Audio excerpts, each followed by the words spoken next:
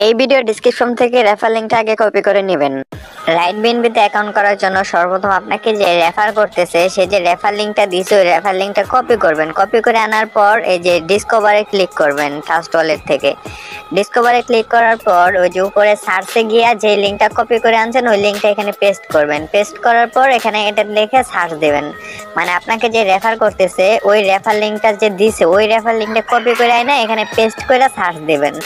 Search দেওয়ার পর আপনাদের সামনে এরকম অপশন আসবে। নিচে যদি কানেক্ট অথবা ক্যান্সেল আসে তাহলে ক্যান্সেল করবেন। ক্যান্সেল করার পর সবার উপরে দেখবেন থ্রি ডট লাইন, এই থ্রি ডট লাইনে ক্লিক করবেন।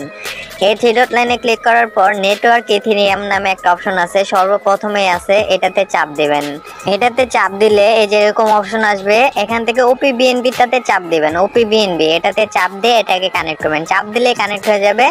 তারপর এই যে নিচে দেখবেন লাভের পাশে দেখবেন যে এই যে রিফ্রেশের মতো একটা বাটন আছে লাভের পাশে, এই যে রিফ্রেশ এটাতে চাপ দিবেন। এই যে গোল আইকনটাতে, হ্যাঁ, রিফ্রেশ হবে। রিফ্রেশ হওয়ার পর তারপর দেখেন কিভাবে অ্যাকাউন্ট করতে হয়। এখানে রিফ্রেশে চাপ দিবেন। রিফ্রেশে চাপ দেওয়ার পর একটু ওয়েট করলে দেখবেন এরকম অপশন আসবে। তারপর এখানে কানেক্টে চাপ দিবেন। এখানে কানেক্টে চাপ দিবেন। কানেক্টে যদি চাপ দেন তাহলে এরকম অপশন আসবে। এরকম অপশন আসার পর এই যে রেজিস্টার, হ্যাঁ, এই রেজিস্টারে ক্লিক করবেন। এই রেজিস্টারে ক্লিক করার সাথে সাথেই আপনার অ্যাকাউন্টটা হয়ে যাবে। দেখেন রেজিস্টারে ক্লিক করার পর একটু ওয়েট করবেন। ওয়েট করার পর এই যে নিচে দেখতে পারবেন অ্যাপ্রুভ নামে একটা অপশন আসবে, এই অ্যাপ্রুভে ক্লিক করবেন। অ্যাপ্রুভে ক্লিক করা মাত্রই আপনার অ্যাকাউন্টটা হয়ে যাবে।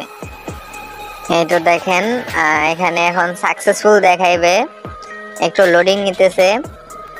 দেখেন উপরে দেখেন সাকসেসফুলি রেজিস্টার্ড, হ্যাঁ, আপনার অ্যাকাউন্টটা অলরেডি অ্যাকাউন্ট হয়ে গেছে। এই যে নিচে দেখেন আপনার রেফার লিংক আছে, এটা হলো আপনার রেফার লিংক। সো এরকম ভাবে অ্যাকাউন্টটা করতে হবে।